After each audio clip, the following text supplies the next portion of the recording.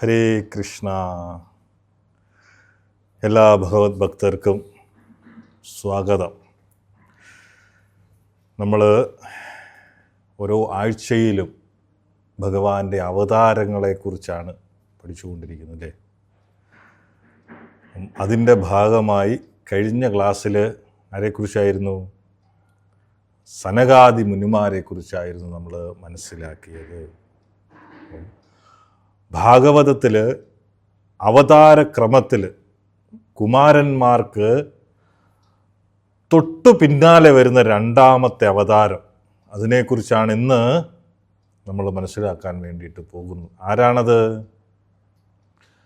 വരാഹമൂർത്തി. വേറെ ഒരു പേര് കൂടി പറയും, യജ്ഞവരാഹമൂർത്തി. അവതാര ലക്ഷ്യം എന്തായിരുന്നു? ഹിരണ്യാക്ഷൻ എന്ന അസുരൻ പ്രപഞ്ചത്തിൻ്റെ സന്തുലിതാവസ്ഥ തെറ്റിച്ചിട്ട് ഭൂമിദേവിയെ എവിടേക്ക്? പ്രളയജലത്തിൻ്റെ ആഴങ്ങളിലേക്ക്, അല്ലേ? അതായത് രസാതലത്തിൻ്റെ ആഴങ്ങളിലേക്ക് ഒളിപ്പിച്ചു. ആ ഭൂമിയെ തിരികെ കൊണ്ടുവരാനും പ്രപഞ്ചത്തെ രക്ഷിക്കാനുമാണ് ആര്? ഭഗവാൻ വരാഹമായിട്ട് അല്ലെങ്കിൽ ഒരു പന്നിയുടെ രൂപത്തിൽ അവതരിച്ചത്. അപ്പം ഈ ഒരു അവതാരത്തെക്കുറിച്ച് ശ്രീമദ് ഭാഗവതത്തിൽ 1-ാം സ്കന്ധം, പ്രഥമ സ്കന്ധം 3-ാം അധ്യായം 7-ാം ശ്ലോകത്തിൽ പറയുന്നു, ദ്വിതീയം തു ഭവായാസ്യ രസാതലഗതാമഹി ഉദ്ധരിഷ്യന്നുപാദത്ത യജ്ഞേശ സൗകരം വപു. ദ്വിതീയം തു ഭവായാസ്യ, ദ്വിതീയം രണ്ടാമത്തെ അവതാരം, ഭവായാസ്യ പ്രപഞ്ച സൃഷ്ടിക്കായി, രസാതലഗതാം മഹീം, രസാതലത്തിൽ അല്ലെങ്കിൽ പ്രളയജലത്തിൻ്റെ അടിത്തട്ടിൽ പോയ ഭൂമിയെ ഉദ്ധരിഷ്യൻ, ഉദ്ധരിക്കുന്നതിനായി, രക്ഷിക്കുന്നതിനായി ഉപാദത്ത സ്വീകരിച്ചു. ആര്? യജ്ഞേശ സൗകരം വപു. യജ്ഞേശ, യജ്ഞങ്ങളുടെ നാഥനായിട്ടുള്ള ഭഗവാൻ സൗകരം വപു, വരാഹത്തിൻ്റെ പന്നിയുടെ ശരീരം സ്വീകരിച്ചുകൊണ്ട് വന്നു. അതാണ് ഭഗവാൻ എന്തുകൊണ്ടാണ് പന്നിയുടെ രൂപം തിരഞ്ഞെടുത്തത്? സാധാരണയായിട്ട് മണ്ണിൽ ഒളിഞ്ഞിരിക്കുന്ന വസ്തുക്കളെ മണത്ത് പിടിച്ച് പുറത്തെടുക്കുവാൻ വേണ്ടി പന്നികൾക്ക് പ്രത്യേക കഴിവുണ്ട്. അപ്പോൾ അതുകൊണ്ട് തന്നെ ഈ പ്രളയജലത്തിൻ്റെ ആഴങ്ങളിൽ ആ ചെളിയിൽ പൂണ്ടുപോയ ഭഗവാനെ, ചെളിയിൽ പൂണ്ടുപോയിട്ടുള്ള ഭൂമിയെ കണ്ടെത്താൻ ഭഗവാൻ പ്രകൃതിയിലെ ഏറ്റവും അനുയോജ്യമായ രൂപം സ്വീകരിച്ചു. മനസ്സിലാക്കുക, ഭഗവാന്റെ രൂപം എന്താണ്? ഭൗതികമല്ല, സച്ചിദാനന്ദമാണ്. ഇതിൻ്റെ അർത്ഥം എല്ലാ യജ്ഞങ്ങളുടെയും പരമഭോക്താവ്, നാഥൻ, വരാഹത്തിൻ്റെ അവതാരം, ആ രണ്ടാമത്തെ അവതാരം ആരാണ്? വരാഹത്തിൻ്റെ രൂപം സ്വീകരിക്കുകയും ഭൂമിയുടെ ക്ഷേമത്തിനായി പ്രപഞ്ചത്തിൻ്റെ ആഴങ്ങളിൽ, പാതാളത്തിൽ പോയിട്ട് അവിടെ നിന്ന് ഭൂമിയെ മുകളിലേക്ക് ഉയർത്തുകയും ചെയ്തു. അപ്പം ഭാഗവതത്തിൻ്റെയും മറ്റ് ശാസ്ത്രങ്ങളുടെ അടിസ്ഥാനത്തിൽ നമ്മൾ ആദ്യ ക്ലാസ്സിൽ പറഞ്ഞിരുന്നു, അല്ലേ? 6 തരം അവതാരങ്ങളാണുള്ളത്, വിവിധ രീതിയിൽ. അപ്പം ഇതിൽ ഈ വരാഹമൂർത്തിയുടെ അവതാരം 3 രീതിയിൽ വേണമെങ്കിൽ നമുക്ക് കണക്കാക്കാൻ വേണം. ഒന്നുകിൽ ലീലാവതാരം, അംശാവതാരം, പിന്നെ ഗുണാവതാരം. ഈ 3 അവതാരങ്ങളിലും ആര് പെടും? വരാഹമൂർത്തി പെടും. അപ്പം ഭഗവാൻ ഭക്തരെ സംരക്ഷിക്കാനും പ്രപഞ്ചത്തിൻ്റെ നിലനിൽപ്പിനുമായി ഭൂമിയിൽ പ്രത്യേക ലീലകൾ ആടിക്കൊണ്ട് നടത്തുന്ന അവതാരങ്ങളാണെന്ത്? ലീലാവതാരങ്ങളെന്ന് പറയുന്നത്.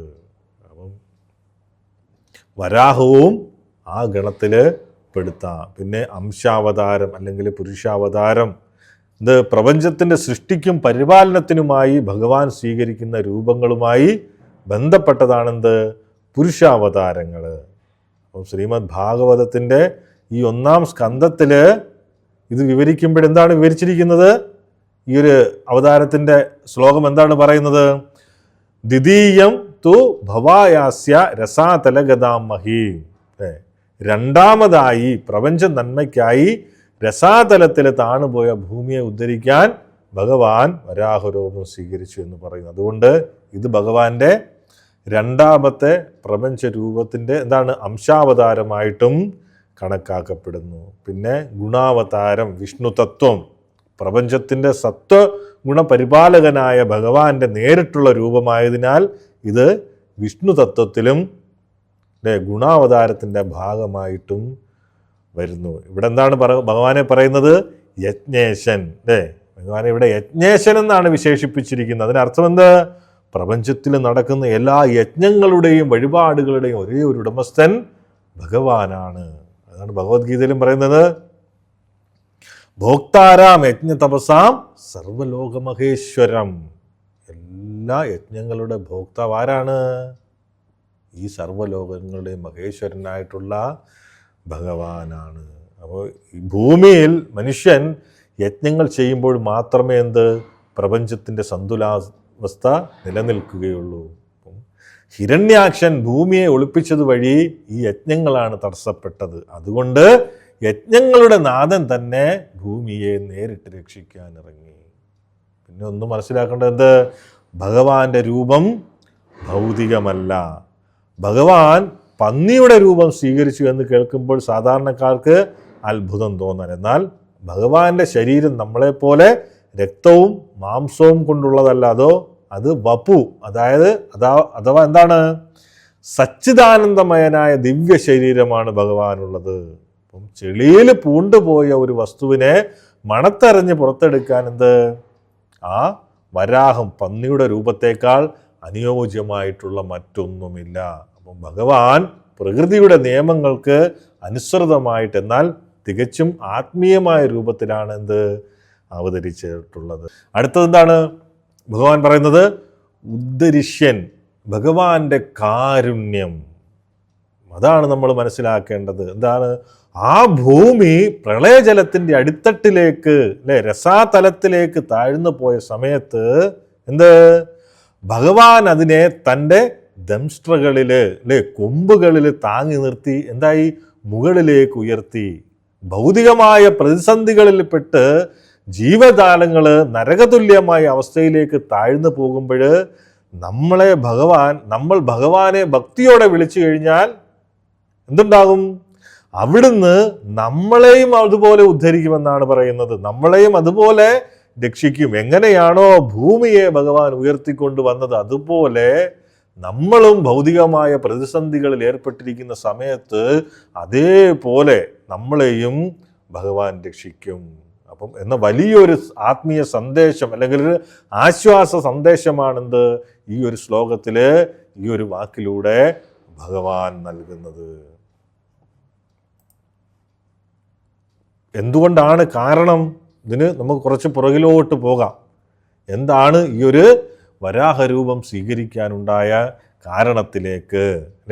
ദീദിയുടെ അസമയത്തുള്ള ആഗ്രഹം. ഒരിക്കല് സൂര്യാസ്തമയ സമയത്ത് കശ്യപ മഹർഷി യജ്ഞം ചെയ്തുകൊണ്ടിരിക്കുന്ന സമയമായിരുന്നു. അപ്പം ഭാര്യയായിട്ടുള്ള ദീദി കാമാവേശത്താൽ, കാമവികാരത്താൽ മക്കളെ വേണമെന്ന് അദ്ദേഹത്തോട് ആവശ്യപ്പെടും.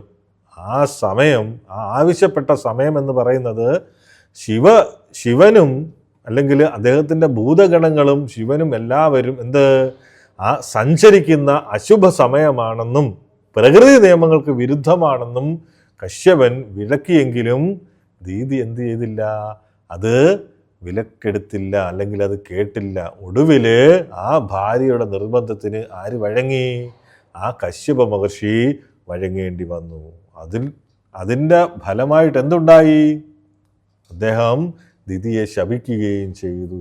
ശാപവും പ്രഹ്ലാദന്റെ ജനന പ്രവചനവും. ആ അസമയത്തുള്ള ഈ പ്രവൃത്തി കാരണം ലോകത്തെ മുഴുവൻ പീഡിപ്പിക്കുന്ന 2 അസുരന്മാർ നിനക്ക് ജനിക്കുമെന്നും അവർ പരമപുരുഷനാൽ കൊല്ലപ്പെടുമെന്നും ആര് പറഞ്ഞു? കശ്യപൻ ആരോട്?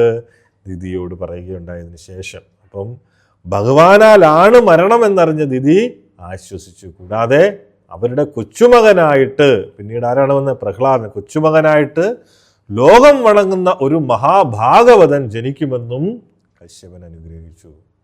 ദേവന്മാരെ ഭയന്ന് ദീദി 100 വർഷമാണ് ആ ഗർഭവുമായിട്ട് നടന്നത്, പ്രസവിക്കാതെ. പിന്നെ ഇതിനൊക്കെ ശേഷമാണ് എന്തുണ്ടാവുന്നത്? നമ്മൾ കുമാരന്മാരുടെ കഥ പറഞ്ഞതാണ് എന്ത് ജയവിജയന്മാർക്ക് ലഭിച്ച ശാപം. ഇതെല്ലാം ഓരോന്നും കണക്റ്റഡ് ആണ്. അങ്ങനെ ദിതി പ്രസവിച്ചു അല്ലേ. അപ്പം ജയവിജയന്മാർക്ക് ലഭിച്ച ശാപം വൈകുണ്ഠത്തിൽ വെച്ച് കുമാരന്മാരവിടെ ചെല്ലുന്ന സമയത്ത് ദ്വാരപാലകരായിട്ട് നിൽക്കുന്ന ജയനും വിജയനും എന്ത് ചെയ്തു? ആ കുമാരന്മാരുടെ ശാപം കാരണം അവര് എവിടെ? ആ ഭൗതിക ലോകത്ത് ജനിക്കേണ്ടതായിട്ട് വരികയും ഭഗവാൻ വന്നിട്ട് അവരുടെ ശിക്ഷ കുറയ്ക്കുകയും ഭക്തന്മാരായിട്ട് വേണമെങ്കിൽ 7 ജന്മം, ഇല്ലെങ്കിൽ ശത്രുവായിട്ട് 3 ജന്മം, അങ്ങനെ ആ ശിക്ഷ ഇളവ് ചെയ്തു കൊടുക്കുകയും പിന്നെന്താണ്? ആ ഭഗവാന് എന്തിനു വേണ്ടിയിട്ടാണ്? ഇതെല്ലാം ഭഗവാൻ ആ ഒരു യുദ്ധലീല ആസ്വദിക്കാൻ വേണ്ടിയിട്ടാണ് ഈ നാടകങ്ങളെല്ലാം നടന്നത്. ആ ജയവിജയന്മാരാണെന്ത്? ഈ ദിതിയുടെ ഗർഭത്തിൽ ജനിച്ചത്. അതിലൊരാളാണ് ദിതിയുടെ ഗർഭത്തിൽ ജനിച്ചത്. അങ്ങനെയാണ് പിന്നെന്ത്? ഹിരണ്യാക്ഷൻ്റെയും ഹിരണ്യകശുവിൻ്റെയും ജനനം. അപ്പം ദിതി പ്രസവിച്ചപ്പോൾ ലോകമെങ്ങും എന്തുണ്ടായി? ദുശകുനങ്ങളാണ് ഉണ്ടായത്. അപ്പം മൂത്തവൻ എന്ത് പേരിട്ടു? ഹിരണ്യാക്ഷനെന്നും ഇളയവന് എന്ത്? ഹിരണ്യകശുപു എന്നും പേരിട്ടു. അവർ പർവ്വതത്തോളം വളർന്നു എന്നാണ് പറയുന്നത്. അപ്പം ബ്രഹ്മാവിൽ നിന്ന് വരെ വരം നേടി ഹിരണ്യാക്ഷൻ. അപ്പം പ്രപഞ്ചം അങ്ങനെ ആ വരത്തിൻ്റെ പിൻബലത്തിൽ പ്രപഞ്ചം മുഴുവൻ ഹിരണ്യാക്ഷൻ കീഴടക്കുകയുണ്ടായി. ഒടുവിൽ യുദ്ധം ചെയ്യാൻ ആരുമില്ല, എല്ലാം കീഴടക്കി. ഇനി ആരുമില്ല ആരോട്? ഹിരണ്യാക്ഷനോട് യുദ്ധം ചെയ്യുവാൻ വേണ്ടിയിട്ട്. അങ്ങനെ ഇദ്ദേഹം ചെന്നിട്ട് വരുണനെ വെല്ലുവിളിക്കും. അപ്പം വരുണൻ എന്ത് പറയും? ഇനി നിന്നോട് യുദ്ധം ചെയ്ത് നിന്നെ തോൽപ്പിക്കാൻ ഇനി ഭഗവാന് മാത്രമേ സാധിക്കൂ എന്ന് പറയും. അപ്പം ഭാഗവതം അനുസരിച്ച് ഹിരണ്യാക്ഷൻ ഭൂമിയെ എടുത്തുകൊണ്ട് പോയതിന് പിന്നിൽ പ്രധാനമായി എന്തൊക്കെയാണ് കാരണങ്ങൾ? ഒന്ന് അഹങ്കാരം, പിന്നെ ദേവന്മാരോടുള്ള ശത്രുതയും, പിന്നെയോ ഭഗവാനോട് യുദ്ധത്തിന് വെല്ലുവിളിക്കാനുള്ള ആഗ്രഹവും. അപ്പം ആ പ്രപഞ്ചത്തെ കീഴടക്കാനുള്ള ആഗ്രഹം ബ്രഹ്മാവിൽ നിന്ന് അജയ്യതയുടെ വരം നേടിയ ശേഷം ഹിരണ്യാക്ഷൻ പ്രപഞ്ചം മുഴുവൻ തൻ്റെ അധീനതയിലാക്കാൻ വേണ്ടിയിട്ട് ആഗ്രഹിക്കും. അപ്പോൾ ദേവന്മാരെ എല്ലാവരെയും എവിടെ നിന്ന് ഓടിക്കും? സ്വർഗത്തിൽ നിന്ന് ഓടിച്ചതിന് ശേഷം ഭൂമിയും പ്രപഞ്ചത്തിൻ്റെ മറ്റു ഭാഗങ്ങൾ തൻ്റെയും അസുരന്മാരുടെയും മാത്രം സ്വത്താണെന്ന് ആര് പ്രഖ്യാപിക്കും? ഹിരണ്യാക്ഷൻ പ്രഖ്യാപിക്കും. പിന്നെ ഒന്നുകൂടിയുണ്ട്, യജ്ഞങ്ങളെല്ലാം തടസ്സപ്പെടുത്തുക. അപ്പം ഭഗവാന് വേണ്ടിയിട്ടാണെന്ത്? ഈ ഭഗവാനും ദേവന്മാർക്കും ഒക്കെ ശക്തി നൽകുന്നതിന് ഭൂമിയിൽ മനുഷ്യർ ചെയ്യുന്ന യജ്ഞങ്ങളും ആരാധനകളുമാണ് അവരുടെ ശക്തി എന്ന് പറയുന്നത്. അപ്പം ആ ഭൂമിയെ പ്രളയജലത്തിൽ മുക്കുക വഴി മനുഷ്യരുടെ നിലനിൽപ്പും യജ്ഞങ്ങളും ഇല്ലാതാക്കാനും അതുവഴി ഭഗവാന്റെയും ദേവന്മാരുടെയും ശക്തി ക്ഷയിപ്പിക്കാനും ആരാഗ്രഹിച്ചു? ഹിരണ്യാക്ഷൻ ആഗ്രഹിച്ചു. അപ്പോൾ ഹിരണ്യാക്ഷൻ്റെ വെറും തോന്നലുകളാണ് ഇതൊക്കെ വരുന്നത്. കാരണം ഇവരെല്ലാം യജ്ഞങ്ങൾ ചെയ്തതുകൊണ്ടാണ് ഭഗവാൻ നിൽക്കുന്നതെന്ന് നമ്മുടെ വിചാരം അതാണ് അല്ലേ. നമ്മളുണ്ടായത് കൊണ്ടാണ് ഭഗവാനുള്ളത്. നമ്മൾ പൂജ കഴിക്കുന്നത് കൊണ്ടും അല്ലെങ്കിൽ നമ്മൾ അമ്പലങ്ങളിൽ പൈസ ഇടുന്നത് കൊണ്ടുമാണ് ദേവന്മാരും ഭഗവാനും ഒക്കെ നിലനിൽക്കുന്നതെന്ന്. അതിപ്പോൾ അതേപോലെ തന്നെയാണ് ഹിരണ്യാക്ഷനും ചിന്തിച്ചത്. ഹിരണ്യാക്ഷന് യുദ്ധം ചെയ്യാൻ വേണ്ടിയിട്ട് പ്രപഞ്ചത്തിന് തുല്യശക്തികളായ ആ പ്രപഞ്ചത്തിൽ ശുദ്ധശക്തികളായ ആരും ഉണ്ടായിരുന്നില്ല. അവൻ വരുണദേവനെ വരെ വരുണനെ വരെ യുദ്ധത്തിന് വെല്ലുവിളിച്ചപ്പോൾ നിന്നെ തോൽപ്പിക്കാൻ ഭഗവാന് മാത്രമേ സാധിക്കൂ എന്ന് മറുപടി പറയും? വരുണൻ പറയും. അങ്ങനെ അതിനു വേണ്ടിയിട്ട് കൂടിയാണ് ഈ ഒരു ഭൂമിയെ എടുത്തുകൊണ്ട് പോയത്. കാരണം ഭഗവാനെ പുറത്തേക്ക് കൊണ്ടുവരാനും അവിടത്തേക്ക് യുദ്ധം ചെയ്യാനുമുള്ള ഒരു തന്ത്രം കൂടിയായിരുന്നു ആ ഭൂമിയെ തട്ടിയെടുക്കുക. അപ്പം ചുരുക്കത്തിൽ അധികാര ഗർവ് കാണിക്കാനും ഭഗവാനെ യുദ്ധത്തിൽ പ്രകോപിപ്പിക്കാനുമാണ് ഹിരണ്യാക്ഷൻ ഭൂമിയെ പ്രളയജലത്തിൻ്റെ ആഴങ്ങളിലേക്ക് ഒളിപ്പിച്ചത്. ഇതെല്ലാം എവിടെയാണ് പറയുന്നത്? ഭാഗവതത്തിലാണ് പറയുന്നത്. അപ്പം ഇവിടെ എങ്ങനെയാണ് വരാഹമൂർത്തി അവതരിക്കുന്നതെന്ന് നമുക്ക് നോക്കാം. ബ്രഹ്മാവിൻ്റെ ചിന്തയും കശ്യപൻ്റെ പ്രാർത്ഥനയും. കശ്യപ മഹർഷിയുടെയും ദിതിയുടെയും പുത്രനായ ഹിരണ്യാക്ഷൻ ഭൂമിയെ പ്രളയജലത്തിൻ്റെ അടിത്തട്ടിലേക്ക് ഒളിപ്പിച്ച സമയത്ത് ബ്രഹ്മാവിൻ്റെ ജോലി എന്താണ്? സൃഷ്ടി നടത്തുക. ആ സമയത്ത് ഭൂമി ഇല്ലാതെ എന്ത് സൃഷ്ടിയാണ് നടത്തുന്നത്? അപ്പം അടിത്തട്ടിലേക്ക് ഒളിപ്പിച്ച സമയത്ത് പ്രപഞ്ച സൃഷ്ടി എങ്ങനെ തുടരണമെന്നറിയാതെ ബ്രഹ്മാവ് അതീവ ദുഃഖിതനായി ആ ഭൂമി പ്രളയജലത്തിൽ മുങ്ങിപ്പോയപ്പോൾ ആരുണ്ടായിരുന്നു അടുത്ത്? ബ്രഹ്മാവിൻ്റെ അരികിൽ അദ്ദേഹത്തിൻ്റെ പുത്രന്മാരും പ്രജാപതിമാരുമായ മനുവും ഋഷിമാരും ഒക്കെ ഉണ്ടായിരുന്നു. ഭൂമിയെ എങ്ങനെ രക്ഷിക്കുമെന്ന് മനു ബ്രഹ്മാവിനോട് ചോദിക്കുകയാണ്. അപ്പം അതിന് മറുപടിയായിട്ട് ഒന്നും പറയാൻ കഴിയാതെ അതീവ ദുഃഖത്തോടെ തൻ്റെ മനസ്സിൽ വിചാരിക്കുന്നതാണ് അടുത്ത ഒരു ശ്ലോകം, 17ാമത്തെ ശ്ലോകം. എന്താണ്? സൃജതോ മേ ക്ഷിതിർവാർഭി പ്ലാവ്യമാനാരസാം ഗധ അധാത്ര കിം മനുഷ്ഠേയം അസ്മാഭി സർഗയോജിതൈ യസ്യാഹം ഹൃദയാദാസം സൈചോ വിദധാതു മേ. ബ്രഹ്മാവ് ചിന്തിക്കുകയാണ്. എന്താണ്? ഞാൻ സൃഷ്ടികർമ്മത്തിൽ ഏർപ്പെട്ടിരിക്കുമ്പോൾ തന്നെ ഭൂമി പ്രളയജലത്തിൽ മുങ്ങി പ്രപഞ്ചത്തിൻ്റെ ആഴങ്ങളിലേക്ക് താഴ്ന്നു പോയിരിക്കുന്നു. സൃഷ്ടികർമ്മത്തിനായി മാത്രം നിയോഗിക്കപ്പെട്ട നമുക്ക് ഈ അവസ്ഥയിൽ ഇനി എന്താണ് ചെയ്യാൻ കഴിയുക? എന്നെ തൻ്റെ ഹൃദയത്തിൽ നിന്ന് ജനിപ്പിച്ച ആ സർവശക്തനായ പരമപുരുഷനായ ഭഗവാൻ തന്നെ ഇനി നമുക്ക് വേണ്ട മാർഗനിർദ്ദേശങ്ങൾ നൽകട്ടെ. അടുത്ത ശ്ലോകമാണെന്ത്? ഇത്യഭ്യധ്യായതോ നാസാ വിവരാ സഹസാനഘ വിരാഡോകോ നിരകാ അങ്കുഷ്ട പരിമാണക.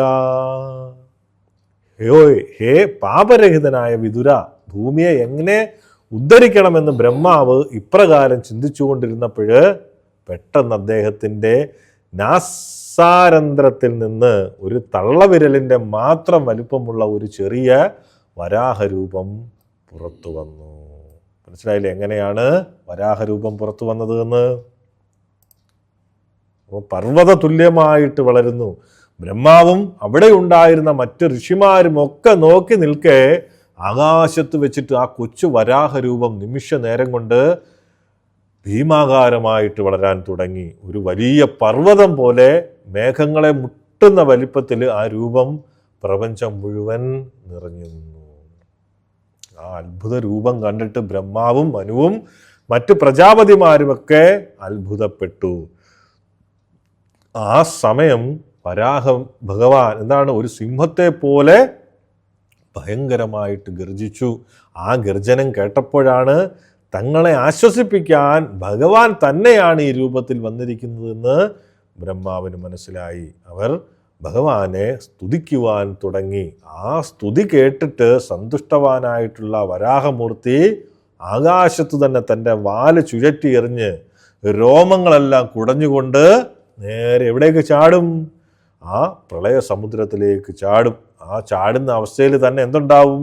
ആ സമുദ്രജലം രണ്ടായിട്ട് മാറുകയും ഭഗവാൻ നേരെ ഭൂമിയുടെ ആഴങ്ങളിലേക്ക് നീന്തിപ്പോവുകയും ചെയ്തു.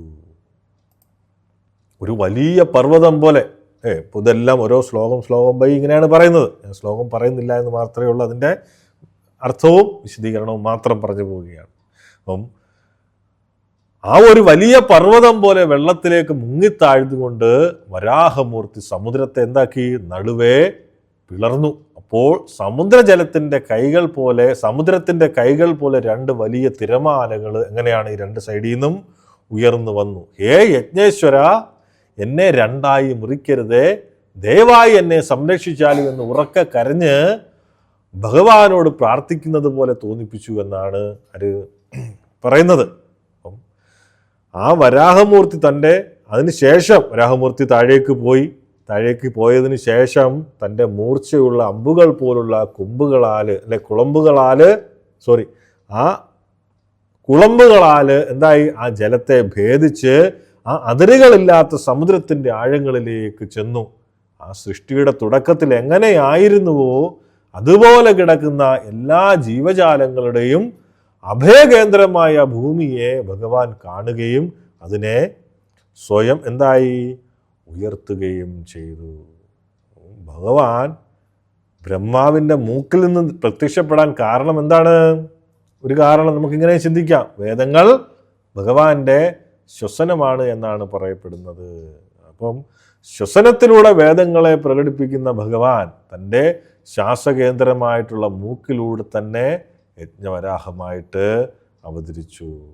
അപ്പോൾ എപ്പോഴും മനസ്സിലാക്കുക, ഭഗവാന്റെ ജനനവും രൂപവും നമ്മളെപ്പോലെ എന്താ അല്ല, ഭൗതികമല്ല. അതെല്ലാം പൂർണ്ണമായും ആത്മീയവും അതേപോലെ ദിവ്യവുമാണ്. പലരും വിചാരിക്കുന്നത് ഈ വരാഹരൂപം പുരാണങ്ങളിൽ മാത്രമുള്ള കഥയാണ് എന്നാണ്. അങ്ങനെയാണ് അല്ല അല്ലേ.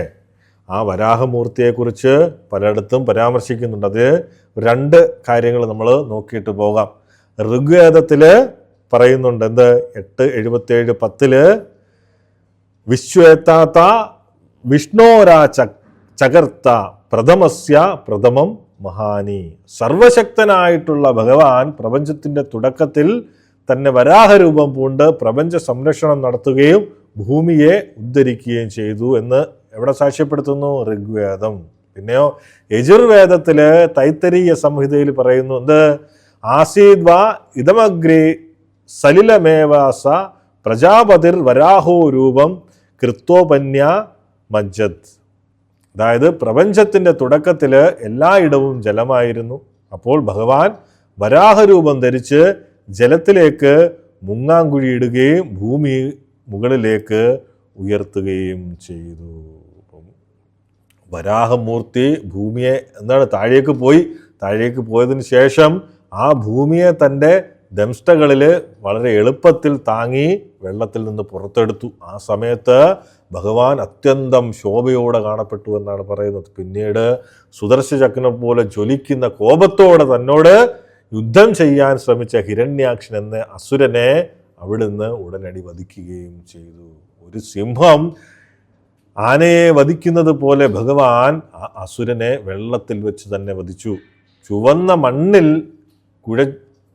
മണ്ണിൽ എങ്ങനെയാണോ ഒരു ആനയുടെ ശരീരം ചുമക്കുന്നത് കിടന്നുരുണ്ട് കഴിഞ്ഞു കഴിഞ്ഞാൽ, അപ്പോൾ അതേപോലെ ആ അസുരൻ്റെ രക്തത്താൽ ഭഗവാന്റെ കവിളുകളും നാവും ചുവന്നു എന്നാണ് പറയപ്പെടുന്നത്. അങ്ങനെ ആ ഒരു അധ്യായത്തിൽ കുറേ ഭാഗം ഇവർ തമ്മിലുള്ള യുദ്ധത്തിനെ കുറിച്ചാണ് വിവരിക്കുന്നത്. കുറേയുണ്ട്. പിന്നീട് എന്താണ്, ഒരു ആനയെ പോലെ ലീലയാടിക്കൊണ്ട് ഭഗവാൻ തൻ്റെ വളഞ്ഞ വെളുത്ത കൊമ്പിൻ്റെ അഗ്രത്തിൽ ഭൂമിയെ താങ്ങി നിർത്തി. അവിടുന്ന് തമാല വൃക്ഷം പോലെ ശ്യാമവർണം നീല നിറം കൈവരിച്ചു. ഇത് കണ്ട് ബ്രഹ്മാവ് ഉൾപ്പെടെയുള്ള മഹർഷിമാരെന്തായി, അവിടുന്ന് പരമപുരുഷനായ ഭഗവാൻ തന്നെയാണെന്ന് മനസ്സിലാക്കുകയും ആദരവോടെ പ്രണമിക്കുകയും ചെയ്തു. അവസാനം മനസ്സിലാക്കേണ്ടത് എന്താണ്? ഇതിൻ്റെ ഒരു തത്വം എന്നുള്ളത് നമ്മൾ മനസ്സിലാക്കേണ്ടത്, ഭാഗവതത്തിൽ വരാഹമൂർത്തിയെ പ്രതിപാദിക്കുന്നത് പറയുന്നത് എന്താണ്? യജ്ഞവരാഹൻ എന്നാണ്.